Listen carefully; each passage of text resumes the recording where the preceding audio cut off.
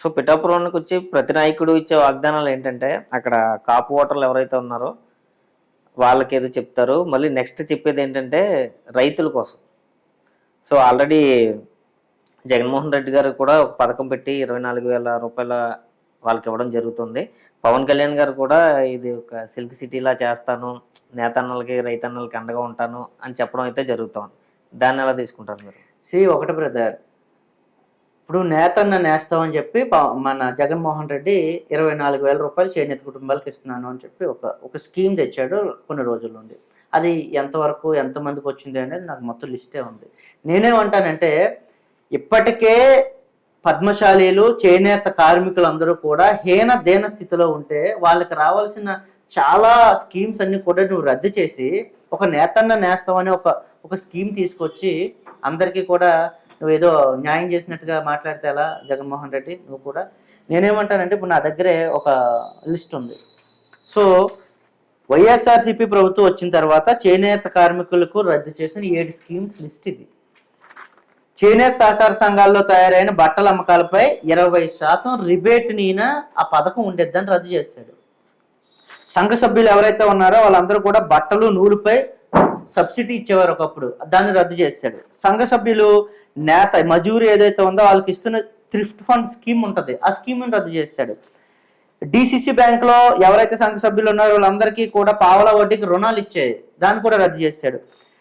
సంఘానికి ప్రతి సంవత్సరం మంజూరు చేస్తున్న మార్కెటింగ్ ఇన్సెంటివ్స్ ఇచ్చేవాడు, దాన్ని రద్దు చేశాడు. ఐసిఐసిఐ లోంబార్డ్లో హెల్త్ ఇన్సూరెన్స్ ఉంటాయి. ఎవరైతే ఈ చేనేత కార్మికులు ఉన్నారో వాళ్ళ హెల్త్ ఇబ్బంది వస్తే ఐసిఐసిఐ వాడు ఒక లోంబార్డ్గా ఒక ఇన్సూరెన్స్ స్కీమ్ ఉండేది, దాన్ని రద్దు చేశాడు.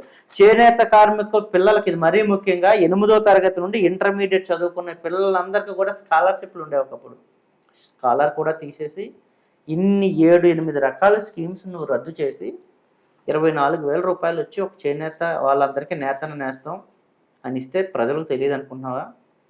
మాలాంటి వాళ్ళు వివరించరు అనుకుంటున్నావా? ఇదే లిస్టుతో రేపు పొద్దుట పిఠాపురంలో సుమారు 20,000 మంది చేనేత కార్మికులు పద్మశాలీలు ఉన్నారు. వీళ్ళందరినీ వెళ్ళి కలుస్తా, ఇప్పటికే కలిశాను. ఇలా నాశనం చేసేసాడు జగన్మోహన్ రెడ్డి. ఏ మొహం పెట్టుకుని ఈ పార్టీ తరఫున వంగా గీత గారు వస్తారు మనకి? ఏ పార్టీ, ఏ జగన్మోహన్ రెడ్డి ఎలా వస్తాడు, లేకపోతే వంగా గీత ఎలా వస్తుంది, పవన్ కళ్యాణ్ ఎలా వస్తాడు, చంద్రబాబు ఎలా వస్తాడు, మీరు వచ్చి ఓట్లు అడగండి అని చెప్పి అడగటానికి వీళ్ళందరికీ కూడా వాయిస్ ఉండదు.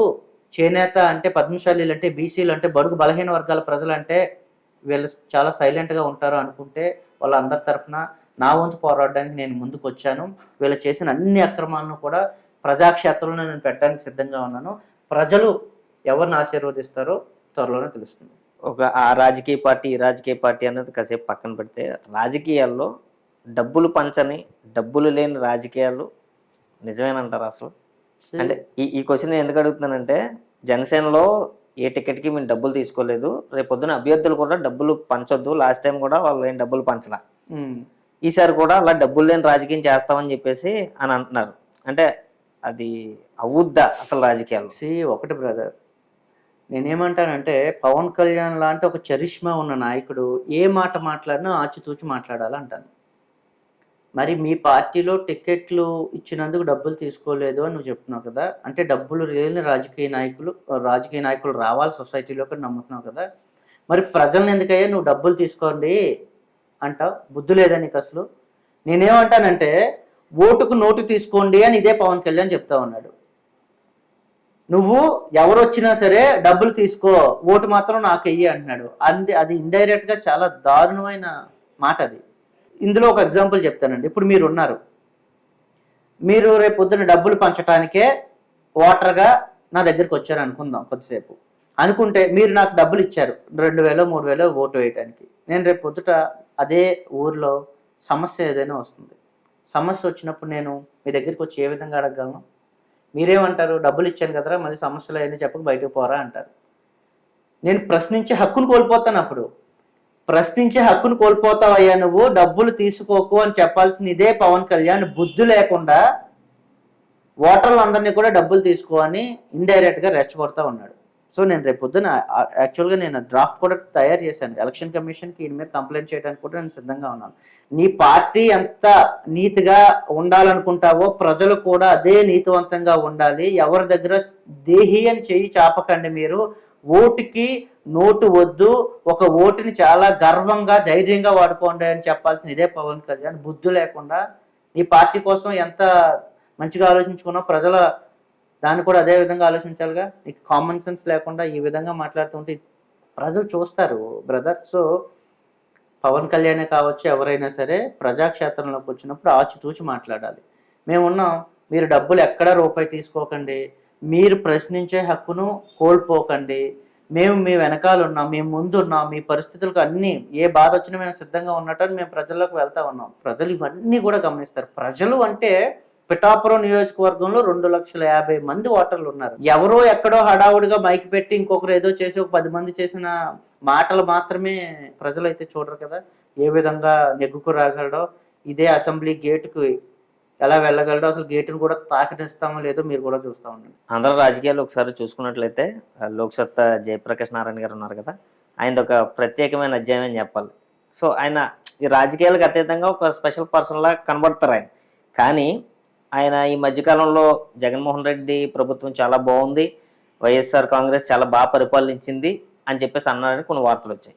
తాజాగా ఇప్పుడు ఆయన ఎన్డీఏ కూటమికి సపోర్ట్ చేస్తున్నారని చెప్పేసి వార్తలు వస్తున్నాయి. సో ఆయన వ్యక్తిపరంగా ఎలాంటి వ్యక్తి, ఈ సపోర్ట్ చేసే విషయం నిజమేనా, మీ వరకు వచ్చిందా, అసలు ఏంటి మ్యాటర్ ఏంటి? జేపీ గారు, జయప్రకాష్ నారాయణ, లోక్సత్తా ఫౌండర్ ప్రెసిడెంట్ ఆయన. వీళ్ళందరూ కూడా చాలా ఉన్నతమైన విలువలు కలిగిన వ్యక్తులుగా ఇన్ని రోజులు కూడా ఉన్నారని నేను అనుకున్నాను. కానీ ఎన్డీఏ వచ్చిన తర్వాత ఇన్ని మిస్టేక్స్ చేస్తే ఈయన కూడా ఎందుకు మాట్లాడకుండా మౌనంగా ఉండి ఈ రోజు ఎన్డీఏకి సపోర్ట్ చేస్తున్నాడో నాకు కూడా అర్థం కాని పరిస్థితుల్లో ఉన్నాను. ఈ సందర్భంగా నేను ఒక కథ చెప్తాను బ్రదర్. సత్యవంతుడు అని చెప్పి ఒక యోగి ఉన్నారట. ఆయన అసలు ప్రజలు ఎవ్వరికీ కూడా అబద్ధాలే చెప్పరట. ఆయన ఒక ప్రశాంతంగా ఒక చోట ధ్యానం చేస్తూ ఉంటే ఒక వేటగాడు ఒక జింకను వేటాడడానికి వచ్చాడంట. ఆ జింక ఏం చేసింది అంటే భయపడుతూ ఆ సత్యవంతుడు వెనకాల వచ్చి దాక్కుంది ఆ జింక. వెంటనే వేటగాడు వచ్చి, సత్యవంతుడా, జింక నీకు ఏమైనా కనిపించిందా అన్నాడట. ఇప్పుడు ఆయన పరిస్థితి ఏంటి? సత్యవంతుడి పరిస్థితి అబద్ధాలే చెప్పడు. జింక దాక్కుందని అబద్ధం చెప్పాలా, లేకపోతే జింకను కాపాడడానికి అబద్ధం చెప్పాలా అర్థం కాని పరిస్థితి. సత్యవంతుడు ఏమన్నాడంటే, నా కళ్ళు చూడగలవు కానీ మాట్లాడలేవు, నా నోరు మాట్లాడుతుంది కానీ చూడలేను అని చెప్పాడట. అంటే నేనేమంటానంటే జేపీ గారి పరిస్థితి కూడా ఇలాగే అయిపోయింది. ఆయన కళ్ళు చూస్తున్నాయి మోదీ మన రాష్ట్రానికి మన దేశానికి చేసిన అన్యాయాన్ని, కానీ ఆయన నోరు మాట్లాడట్లేదు. ఆయన నోరు మాట్లాడుతుంది రకరకాల పనుల కోసం, దీనికోసం, కానీ ఆయన కళ్ళు చూసినవి నిజాలు చెప్పడానికి ఆయన నోరు బయటకు రావట్లేదు అంటాను నేను. సో ఈ కథ నేను ఎందుకు చెప్పాను అంటే, నువ్వు సత్యవంతుడుగా, మంచి వ్యక్తిగా, చాలా మంచి మార్కులు వేసుకున్న జేపీ గారు, మీరు కూడా ఎన్డీఏకి ఈరోజు సపోర్ట్ చేశారు అంటే 10 సంవత్సరాలు ఈ కాలంలో ఎన్డీఏ మన దేశాన్ని, మన రాష్ట్రాన్ని ఎంత దీనహీన స్థితిలో పడేసింది. మీ కళ్ళు కనిపించలేదా? మీ నోరు మెదపట్లేదు. మరి స్పెషల్ స్టేటస్ ఏమైపోయింది?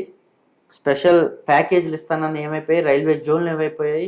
మన రాజధాని ఏమైపోయింది? మీరు హైదరాబాద్లో కూర్చుంటున్నారు కాబట్టి జేపీ గారు, మాకు రాజధాని ఉందో లేదో ఒక దిక్కుచోతన స్థితిలో మేమందరం కూడా ఉంటే, హైదరాబాద్లో ఉన్న మీరు లగ్జరీగా ఎంజాయ్ చేస్తూ ఈరోజు ఒక రాజధాని లేని ఆంధ్రప్రదేశ్ రాష్ట్రాన్ని ఇలా పడేస్తే మీరు ఎన్డీఏకి సపోర్ట్ చేస్తారా?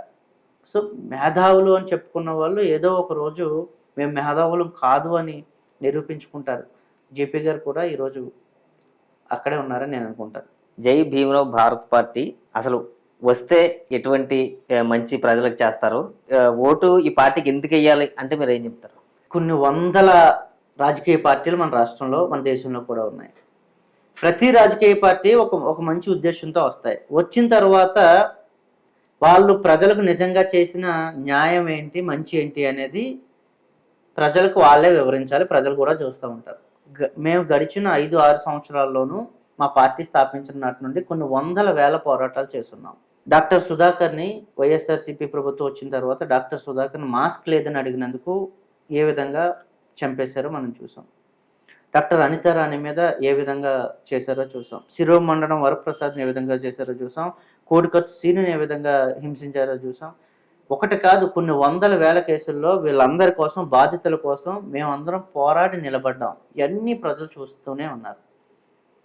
ట్రైబల్కి సంబంధించిన 15,000 ఎకరాలు గవర్నమెంట్ కబ్జా చేద్దామని చూస్తే మా పార్టీ తరఫున మా అధ్యక్షుడు జడా శ్రవణ్ కుమార్ గారు పోరాడి 15,000 ఎకరాలను ఆపడానికి ఆపారు. ఇవన్నీ కూడా ఒక చరిత్రగా ఒక చిన్న పార్టీ చేసిందని గర్వంగా మేము చెప్పుకుంటాం. ఈ విషయాలన్నీ కూడా మేము ప్రజలకు చెప్పడానికి మేము ప్రయత్నం చేస్తాం. 2024లో ఒక మంచి ప్రయత్నం చేస్తాం. గెలిపిస్తే మీరు అన్నట్టుగా చాలా మరింత ఎక్కువ ప్రయత్నం చేస్తాం. లేకపోతే 29 వరకు మేము ఉంటాం, 34 వరకు ఉంటాం. కష్టపడి పనిచేయడానికి ప్రజల్లో ఉంటాం. నిజంగా వీళ్ళు ఆశీర్వదిస్తే తప్పనిసరిగా మార్పులు తీసుకురావడానికి, నేనేమంటానంటే మార్పు అంటే ఒక పేపర్ మీద చూపించి ఇలాగే చెయ్యాలి అని లేదు.